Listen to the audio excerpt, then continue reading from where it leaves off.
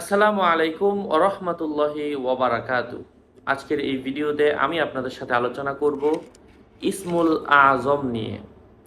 ইসমুল আজম এর মানে কি এবং এর মধ্যে এটা পাঠ করলে কি লাভ হবে, কি ফজিলত হবে, এটাই হচ্ছে আজকের এই ভিডিওর আলোচ্য বিষয়। তো ইসমুল আজমের আমি কিছু লাভগুলো বলছি। আল্লাহ রসুল সাল্লাহ আলিয়া সাল্লাম নিজেও এই দোয়া পড়েছেন, এটা পাঠ করলে যে কোনো দোয়া কবুল হয়।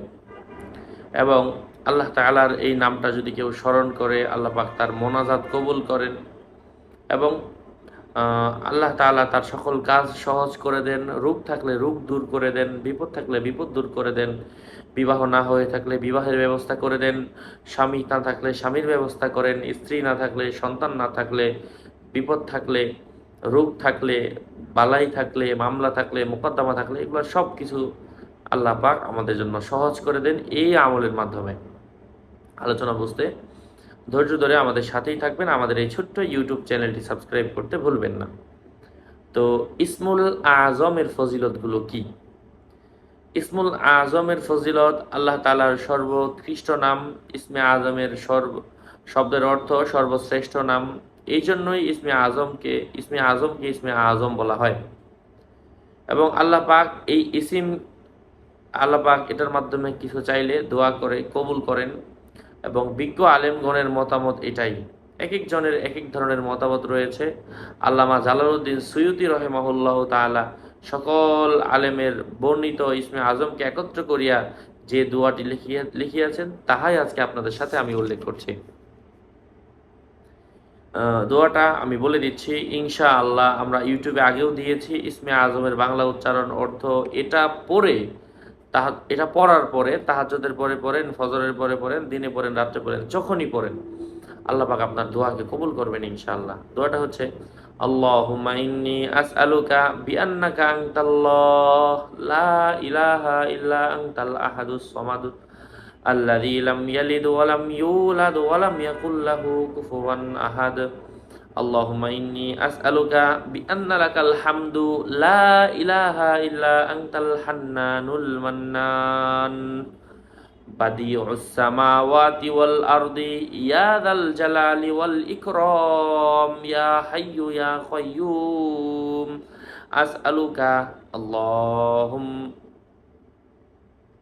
ইয়া হাইয়্যু ইয়া কাইয়্যুম আসআলুকা ওয়া ইলাহুকুম ইলাহু ওয়াহিদ লা ইলাহা ইল্লা হুয়ার রহমানুর রহিম আলিফ লাম মিম আল্লাহু লা ইলাহা ইল্লা হুয়াল হাইয়ুল কাইয়্যুম লা ইলাহা ইল্লা আনতা সুবহানাকা ইন্নী কুনতু মিনাজ জালিমিন।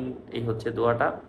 আমি আশা করছি এই দোয়াটা যদি কেউ পাঠ করে তারা উপকৃত হবে।